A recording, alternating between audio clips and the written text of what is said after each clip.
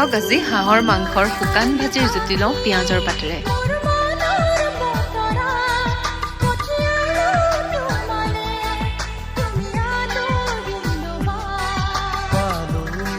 বতরা কি যে